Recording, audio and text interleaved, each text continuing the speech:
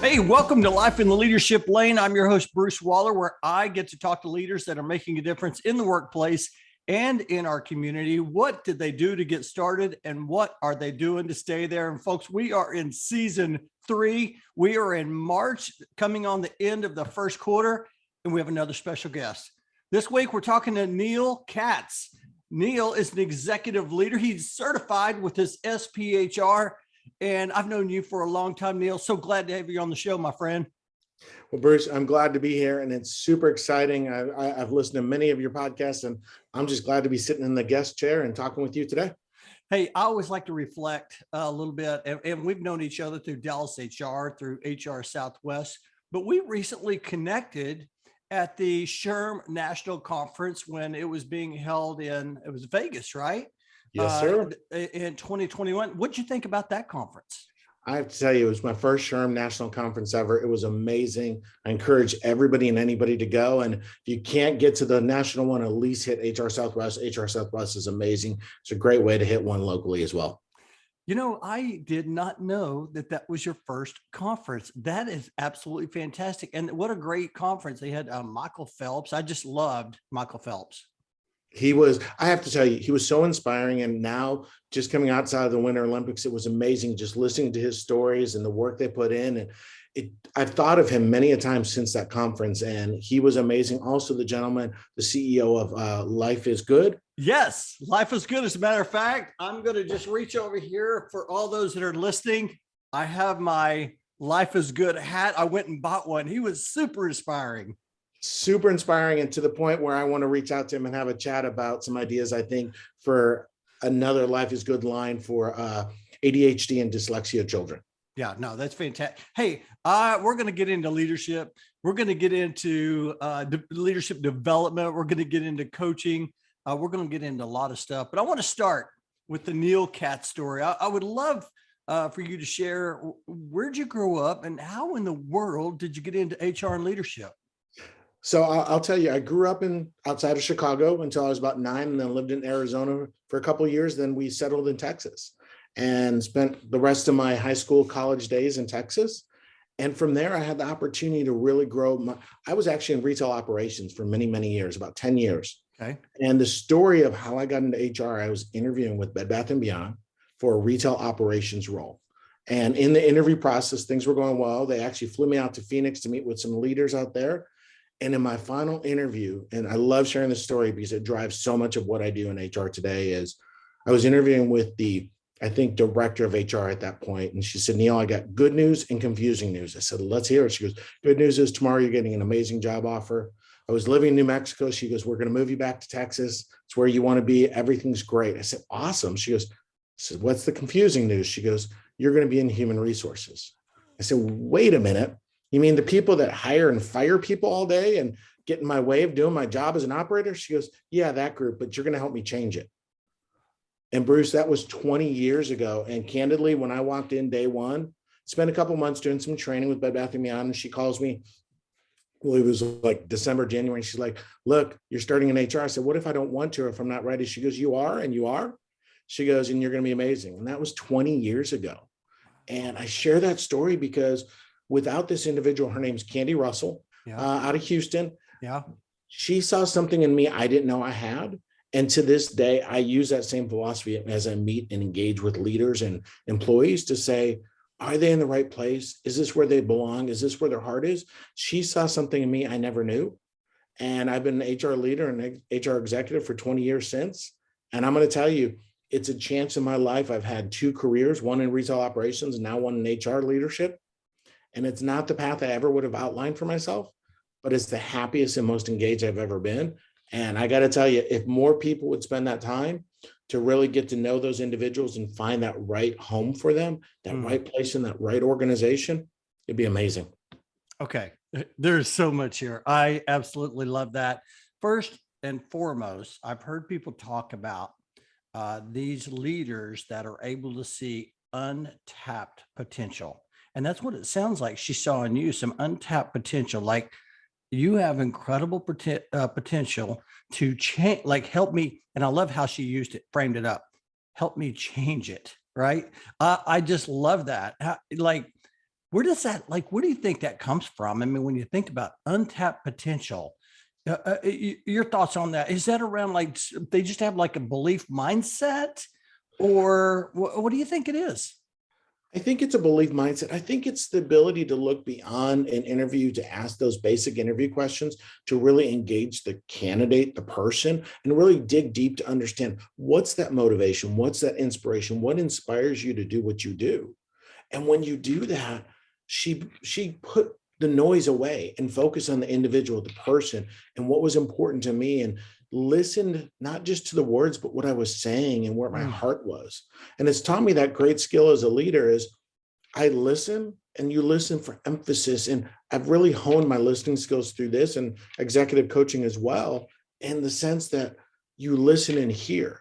And if I tell you a story about changing on an end cap and building it out to make good margin, or I tell you about the ability to engage and excite and develop a team, just those two, you can hear just the vocal inflection difference.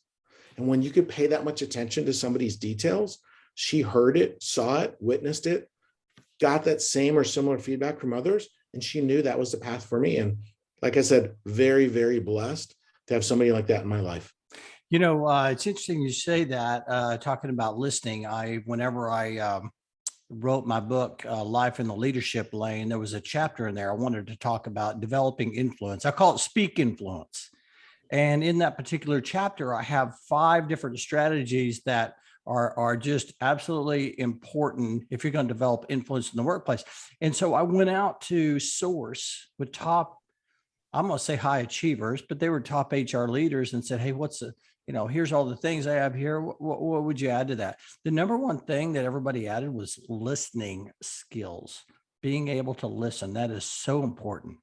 I think it's critical to what we do in hearing people, and listening to understand and not listening to respond. We have been taught in this fast-paced world of technology and instant responses, we have to learn to listen and hear and pause. And I will say the other technique that's helped me greatly is the ability to allow for a silent pause, 2 to 3 seconds.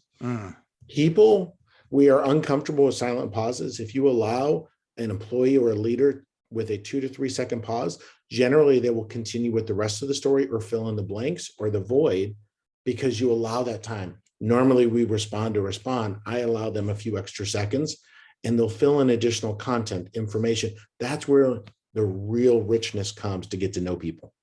Okay, folks, listening right now, you need to get out your pen, get out your journal, take some notes here. There is so much. I love the silent pause. And by the way, that is hard to do, isn't it? I mean, you just said, hey, just pause for a couple of seconds, right? 2 or 3 seconds, and the conversation would continue. I work on that through the podcast because I know sometimes there's a delay. So it's hard though. How do you, like, for those listening, like, how do they skill up there? I think the key, Bruce, to the silent pause is patience and practice. And is patience. No, it's not always going to work. I always recommend when you're starting this journey, start it with a family or friend and tell them what you're doing and develop that skill, just like you work out. We work out, we exercise, we build that muscle. This is a muscle you're going to build. So when you're building that muscle, take the time, get to know yourself, and get a good friend or a colleague or a coworker and say, look, I want to try something for the next week. I want to try this silent pause. Don't freak out about it. Just work with me on this, and let them continue to develop it. Over time, it becomes natural for you, becomes who you are. Another thing that, I talk a lot about branding. And I think that if someone is able to, what I've noticed is the executives, or let's just say people that are able to use that strategy, that pause, it feels like they have more of an executive presence, right? Would you agree with that? Executive presence, absolutely. It just shows that care, that time, that dedication, that willingness to talk to somebody. And it absolutely is. An executive presence, as we all know, is one of the cutting edge competencies that organizations and leadership teams are looking for in today's future leaders. That's so good. Oh my gosh. I'm glad we talked about that. I didn't even have that on my notes, and I'm just like, it's just so important. It's the Suzanne Myers always talks about the easy, hard stuff, right? It's easy, but yet it's hard to do. Hey, you mentioned something earlier, and when someone says, "I've been happy," like that word "happy," or they use the word "joy," like I'm interested. I want to. And so, one of the questions I like to ask on my show is, was there a moment? Have there been little moments, or recently, or early, or late? Has there been a moment when you said, "You know what? I found my lane. I found what I love to do"? Any thoughts around purpose? So, Bruce, I'll tell you, finding your lane at times for many people, my favorite thing is I love to talk to up and coming college students ready to graduate. And they're like, what should I do for a career? I'm like, when any of us figure it out, we'll let you know. It's a journey. And I think sometimes we got to let the journey be the journey.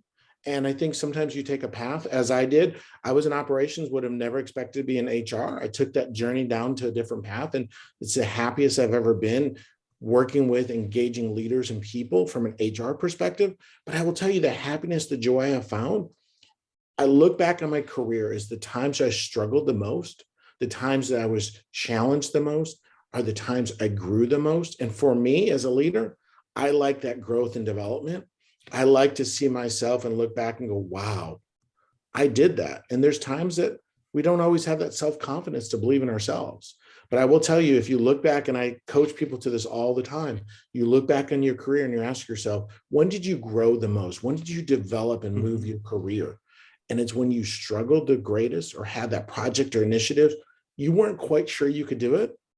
And I think Richard Branson says it well. You know what? Sometimes you just got to fake it till you make it, get some good leaders to help you, but you get to that point and you just do it, and you have good people to support you. But for me, it's that journey. It's the journey of taking those steps, and it's hard. It's very hard, and it's scary, and those consequences that it might not work. But one of the best lessons I heard, and I apologize for not giving credit where credit's due, but I've heard it recently, was you got to take that risk in that journey. And it might not work, is what always people say. But what the number one question we forget to ask ourselves is, what if it works? Mm-hmm. We should lead with, what if this worked? What would it look like? Mm. And the second part of the question is, what is the realistic worst case scenario if it doesn't? Mm. Not what's the worst case scenario, but what's the realistic worst case? So for myself, I made the decision about 3 months ago to take on a HR leadership role on a part-time basis and start HR consulting. And I will tell you, Bruce, for me, I took about 3 months to ponder and consider this. And it was really one of the scariest decisions I've made in my career, because I was taking a leap of faith. And as I characterize it to my family and my wife and some of my close colleagues, I've said, imagine standing at the edge of a cliff and you jump and you have no parachute. So I did it. And even today, I still have a little bit of a trepidation about it, but I'm going to tell you, it's the most enjoyable part of my career these last 3 months I've ever had. I love HR and leadership. I love HR consulting. I love HR partnership and executive coaching. And for me to take that step, it was huge. But everything has led to this moment. And this is the time I'll struggle the most and I'll grow the most. I love that. There is absolutely, I love what you said. Let the journey be the journey, and how we're happy is through our struggle or challenging times and our growth. Hey, well, let me ask you this. I didn't realize that about your standing on the edge of the cliff and jumping. I'm like, oh no. How exciting. Like, how exciting. There's probably so many different motions, but here's what I want to know. And I there's some listeners that are probably listening right now who have either done this or they've thought about doing this. The question I have for you is, like, when was that moment when you said, I'm going to go for it? Like, there's got to be something that gives you that push, right? I mean, we had the coronavirus come in and push us all into our, working from our homes and on Zoom and doing those things. What was that like inside that pushed you to do that? So I will tell you, I think that push has been there for quite some time, and I'm going to give the credit where it's always due, which is my lovely wife, Melissa Hernandez Katz. She's an amazing woman. She has always encouraged and supported me. And I think that pushes, you have to have support system to encourage and support you. I think she's always nudged me along the way. And when it came to the point where I was at a career pass, where I had to make some decisions, what the next phase of my career was going to be like and what I was going to do, I mentioned this to her as I got a crazy idea, hold on. And she's like, go for it. It was just that simple. And I think for me, the nudge was, it'd been nudged all the time. And I was stepping, I think, closer and closer every day towards it. But knowing I had her support, her love, and her care to help me in that journey, to know that, as I said earlier, what's the worst case scenario realistically that could happen to me? It doesn't work. So then I pivot to something different. But you know what? Her encouragement and support, and the support of my network of colleagues and professionals that I can reach out to and get guidance and support. I have another gentleman I work with, Andy Storich, amazing guy, great leader. Reached out to him and said, Andy, I'm going to do this. What do you think? And he's like, do it. And just when you get that much encouragement and support from people, that's really the value you get from leaders to help each other on this journey. But for me, the moment was either you take the risk and you explore what's next, or you don't and you start wondering. And I'm not a fan of what ifs. I'm like, let's do it. And if it works, great. If it doesn't, it's okay. We'll pivot. That's what COVID taught us. If we anything, we learned how to pivot in HR and leadership, and we continue to learn how to pivot in what we do. And that's just a skill you got to continue to go with. So is that the same Andy Storch from Florida, who he's a published author, a brilliant guy? Yes, it is. And the book, because it was going to drive me nuts if I can't remember, was Own Your Career, Own Your Life. Own Your Career, Own Your Life. I have a copy of that book. Andy is fantastic. I love that. We'll give him a shout out. I'll put a copy of his link in the show. That's fantastic. I love that story. You know, I'm wondering, I think that one of the common threads I see for high performers, living in the leadership lane, driving in the leadership lane, living life in the leadership lane, they are surrounded by great people. You talked about the lady at Bed Bath & Beyond that gave you the kind of that, that first push. And here you're talking about Andy, who's giving you some great advice. Who else has been a great mentor for you along the way? So, Bruce, I'll tell you, I've had so many great mentors and people that have provided me insights and wisdom and advice. Another gentleman I'll give a shout out to is Jeremy Brisson. He was my HR executive leader as I was working for a company called Luxottica Retail. And what was great was, I remember a conversation I had with him one day that he said to me, I was really trying to move up the HR leadership ladder. And he said, Neil, the number one challenge you have is you're so focused on moving up, you're not the best at what you do. And he said, put your head down, be the very best in your role. Don't let anybody be better than what you are, and be the very best, and the future will come to you. He goes, too many leaders I've seen focus so much on that ladder progression, but they're not the best in class. He goes, be the best in class. And I, Bruce, was not happy with the conversation at all. And I took a day or two and pondered through it and fretted over it. And I'm like, he's crazy, he's wrong, and all this. And then 2 days later, I said to myself, I have a choice, walk away or listen. And I made the choice to listen and said, you know what? He's right. I wasn't the best. I was good. And I put my head down, did a great job. And about 9 months later, I got a call from Jeremy promoting me.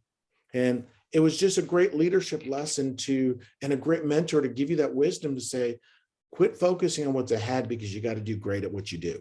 And he, along with every leader I've worked with, and one of my philosophies of leadership is you learn from everybody, good or bad. Yeah. And every leader has taught me something in my career of what to do and how not what to do. But each one has taught me such a valuable lesson. And you learn from each one of them, you grow from each one of them, and you hope you help them grow as well. Well, you talked about taking this leap of faith and, going to executive coaching. You want to help executives in their career. So let's talk leadership here. I mean, here we are, 2022. What do you think is a common thread to what executives what are they thirsting for? It's a great question. I think leaders, I don't think it's changed. I think they're always wanting to continue to grow and develop and to be the best they are as leaders.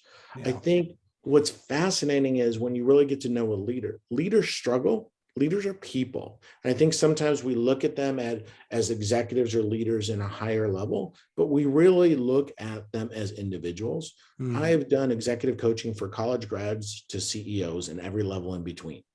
And I will tell you, there's not much difference between the levels except experience, but Mhm. they struggle for success, recognition, celebration, um, accolades for themselves and their others in the organizations, but they celebrate to grow and be themselves. And I think for leaders, they're so focused on hitting metrics and outcomes, which is necessary part of our business. Mhm.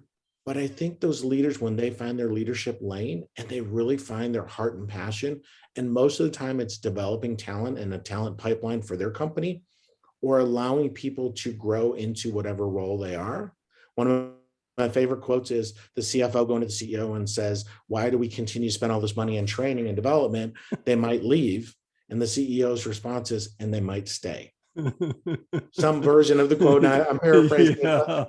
the Yeah. reality is leaders want to Yeah, what grow. if they what if they stay? I love that. I read that quote on early on in my career, and I was actually I think I was visiting with Adrienne Court when she was at a previous company, and she had that on her wall, and I just thought, how fascinating, right? What if they stay? And love that, love that. I'm with you. It's fascinating when you talk about this because you would think that top level leaders, they're not the ones looking. They've already been trained. They've already got the all the tools and the development they need to they're in the top spot, but yet they are wanting to continue to develop, wanting to continue to learn and grow just as much as someone earlier in their career. Absolutely. And if you really can get through that exterior of an executive at times, they're going to tell you the same thing. They learn and they grow and they develop in what they're doing. Every day is an opportunity. It's those executives that spend that morning. I mean, some of the top entrepreneurs I read about now are talking about every morning they're reading some book, an article, some section of a magazine talking about what's happening in the community, what's the newest idea, the thought, the creativity out there. If you don't learn, you're not moving forward. To me, develop of ourselves and developing of others is helping us move forward in that journey of career success.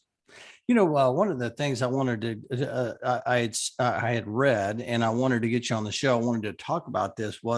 I've heard this for many, many, many years.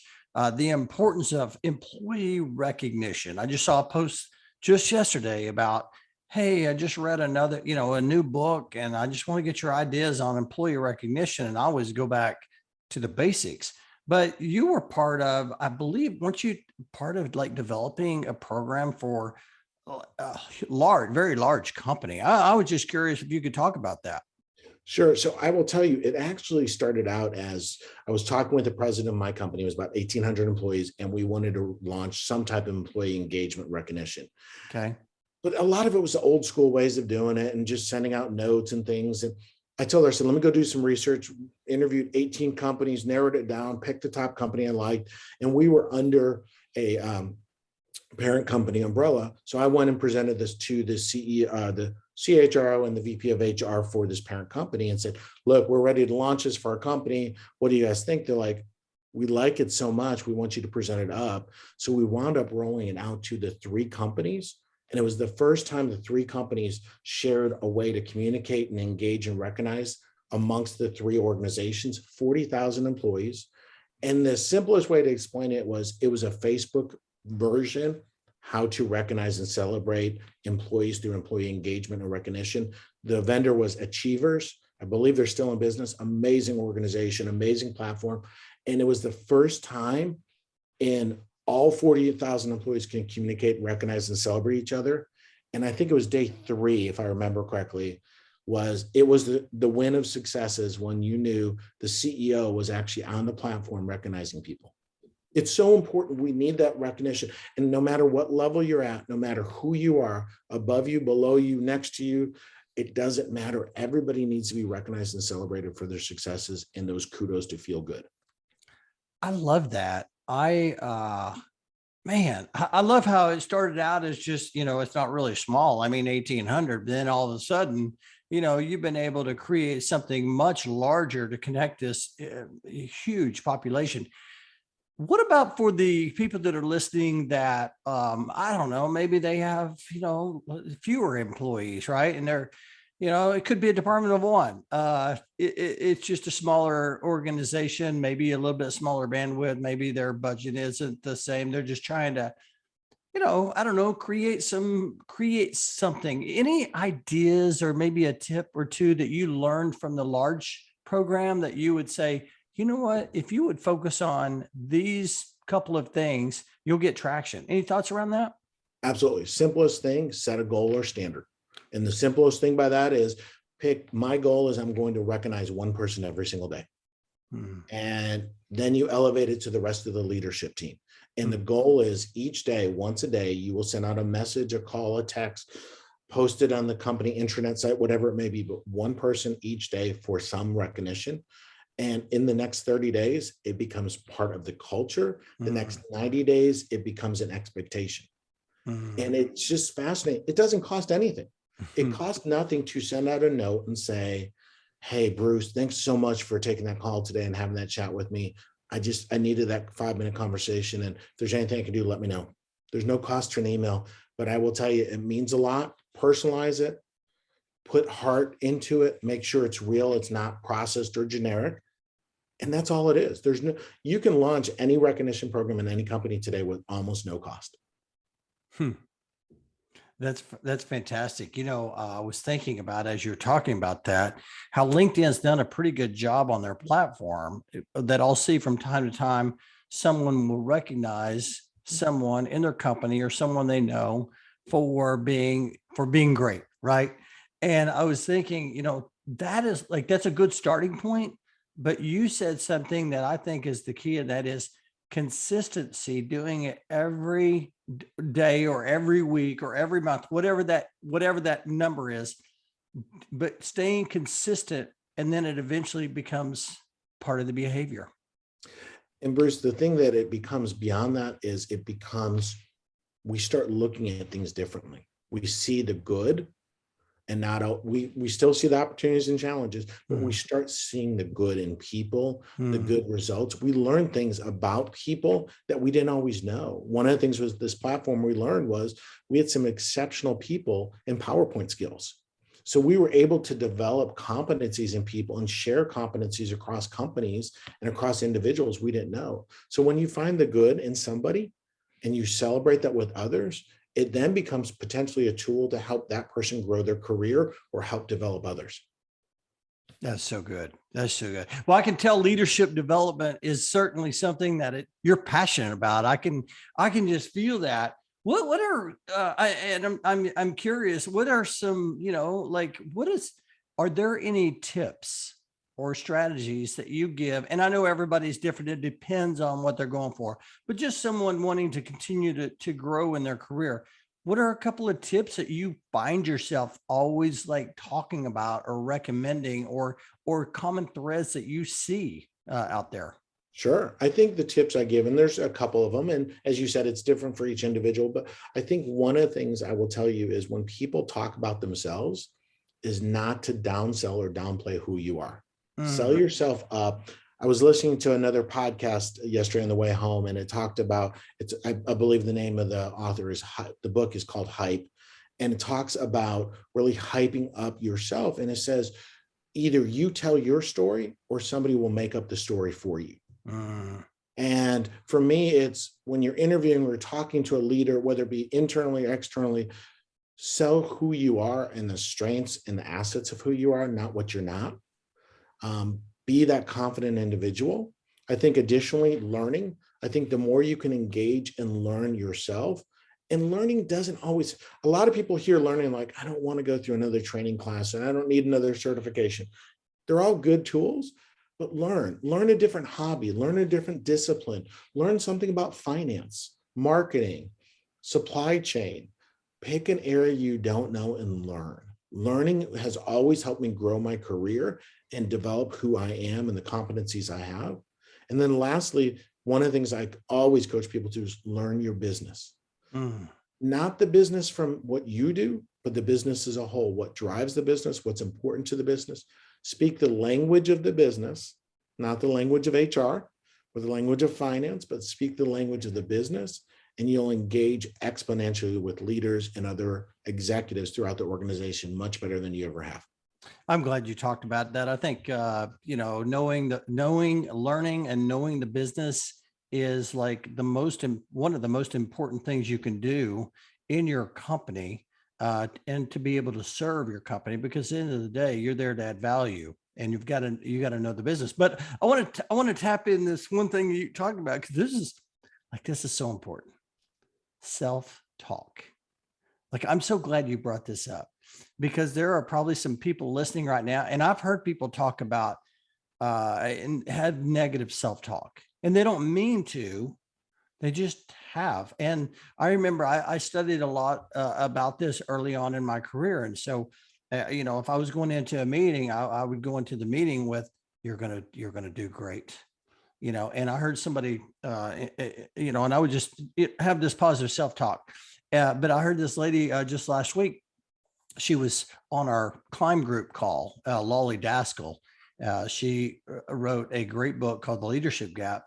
And we got on the subject, and she said, you need to be telling yourself, hey, you are smart, you are capable, and you are good at what you do. And just continue to tell you that. It's amazing what that will do for your mindset. Agree? 100%. But I will tell you, I have coached leaders at all levels. One of my favorite things, and I'm going to tell you, roughly 85 to 95% of people, especially in the interview selection process, 85 to 95% of people will downsell who they are or their skills and competencies. And you made the point, Bruce, people aren't aware. And I will tell you, one of the greatest things I teach to is creating that awareness and how to change the story, and I'm not exaggerating, not changing who you are who you are, but selling to your strengths, your skills, your successes. And it's the self-talk. It's the ability to say, no, I don't have this, but let me tell you what I'm going to do to get this, or how I'm going to achieve this, or what I've done in my past to carry this into a part of my new career. It's interesting listening to how often we do that and the lack of awareness around it. And it's a skill. It just takes, again, like many other skills I've talked about, time to build that muscle. And really, I'll do it with a lot of my clients. I'll work with them and I'll keep talking them through it to the point where they're like, okay, I know you're going to say this. I said it. Okay. It's that sense of awareness. And then as you become aware, you start changing. Hey, I think we all do it in some way. I remember even in bowling, when I'd have a good game going, I'd say to myself, this is a defining moment. Mate, you're going to make a great shot, But, there've been times, like even when I wrote my first book, somebody said, well, who's this for? And I talked about, well, it's for a category. And my brother would always remind me, man, this is for everyone. And because he was like, there's so much value there, you're selling yourself short. And so I think that I just think this is really important. And I think people listening, they're taking a lot of notes right now.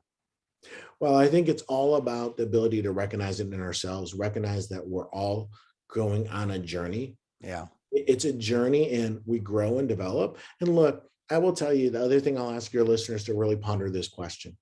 Look back on the last 5 things you didn't think were going to go well. And did it go as bad as you thought? Because 9 times out of 10, it didn't. We create such scenarios of how this is going to turn out. But if you really go back and be honest with yourself, look at the last 4 or 5 things you've got in your mind to say, this is going to go really bad, or this isn't going to turn out well. Ask yourself, how bad really was it? It might have 1 or 2, but the reality is most of the time it's not as bad as we think. Okay, everybody, write that down. Neil has challenged you to go back and think about those last 5 things. I'm going to do that. And so I appreciate you sharing that. Hey, I want to ask you one last question here, because, you are like, you're driven. I'm curious, like, what drives you? It's a great question. I think for me, it's just, I've always been driven to succeed and challenge myself to do better. I love when I'm challenged. That, and the best story I can give is I was in college Okay. working full time. And I had 2 or 3 people tell me, you cannot work full time and go to college full time. It can't be done. It's too hard. And I will tell you, Bruce, those 2 or 3 people were the ones I made sure I found their address and sent them the graduation invitation when I was graduating college. And that's part of what drives me, is that ability just to continue to conquer something I'm not sure I thought I could do. And my career's line, this is another area and avenue today with HR consulting and executive coaching that I know I can do it. Can I make it a business? Can I make it a future for myself? I'm going to continue to drive to get there. And I just love that challenge. That challenge is what drives me and excites me. And I'll continue doing that. Well, you're definitely on your way. I guarantee you there's a lot of wisdom here and a lot of perspective that you've shared today that is going to help some people. And I'm grateful for that. Hey, I want to ask you one more question before we shift over to it's time to accelerate. And I always like to just you've given like so much great advice. But I like to just leave it. I want to put it back to the guest to say, hey, look, have you ever been given any advice? It was just so good. Like it could have come from you talked earlier about your wife, Melissa, you talked about, some of the people that have helped you along the way. Any advice you've ever been given? It was so good. You just find yourself sharing with others. I would say for me, there's not one piece. There's so much. And I think one of the things we always look for is that one nugget. And to me, I think everyone's an opportunity to learn from. So I think, Bruce, you and I have talked. I've talked with Andy. I've talked to so many great other leaders that each person has given me something. And I think the key is I try to take something away from everything and everyone, including the things not to do. I've had some leaders in my career that probably were not the best leaders for myself and my style and them, but I still took something away from them to say, that's the nugget not to do, and to learn from that experience and not to replicate it. So I would say the best advice, learn from everybody you interact with, because each person has something to teach you. And if you can walk away with one teachable moment, you're successful. I love that. I've learned so much from bad bosses. But what you just said, the key is take something from it to be a better leader, to be a better person, to be in your workplace, in your community, in your home. And so, oh man, this is so good. I told you the time is just going to absolutely fly. I want to shift over to it's time to accelerate. I want to ask you a few questions. First question I want to ask you is, would you rather read a book? I mean, you're a busy guy, or would you rather listen to a podcast? I heard you talk about both. So I'll tell you, books I'm okay with, but I'm going to tell you, I'm a podcast guy and I've been hooked in the last 6 months. In fact, I challenge your listeners to reach out to me and send me their favorite podcast they listen to, because I have about 6 or 8 I listen to, and I'm always looking for new ones. So if somebody has a great one they've heard or listened to or engaging with, of course, Bruce, besides yours, I got yours. Got Andy's, but anybody else's I would love to hear from. I love podcasts. It's a great way to pause. I'll listen to it for 10 minutes, pause it, come back to it later on. Podcast is the way to go. And man, there's some great nuggets in these podcasts these days. So great way to go, quick and fast. Hey, let me ask you a question. As we're talking about this, you talked about podcasts, and I know you're a leadership and development guy. You just know how important that is. One thing I didn't ask earlier, but I just thought about is I'm curious from you, as you talk about podcasts, I always talk about podcasts being part of a growth plan. I'm curious, do you have you've been doing this for a long time. Do you have a growth plan? I'm in the phase of redeveloping my growth plan as I'm shifting into a new arena. So for me, it's determining what is that growth plan. Yeah. But for me, I've really used podcasts in this first 3 months and probably 3 months before that to really kind of excite me and exhilarate me and kind of give me some wisdom and nuggets. But for me, it's the growth plan for me is going to be, what is this next phase? And I'm kind of working through that. It'll take me a few more months to finalize it, but I have some good ideas of where I'm heading. But everybody needs a plan and goals. I think when you have clear, concise goals and you know what you're trying to achieve, even if you don't achieve every component of it, it drives you to achieve that success. And one of the best lessons I had in college was I had a professor gave us a piece of paper about this big with blue piece, papered lines, and said, I want you to write your 5-year goals on here. We're college students. We're like, whatever. Bruce, I carried that in my wallet for like 9 years till I achieved every one of them. And still today, I actually have one in my wallet today. And there's one left to achieve, which it might take some time or I might have to remove it. We'll see.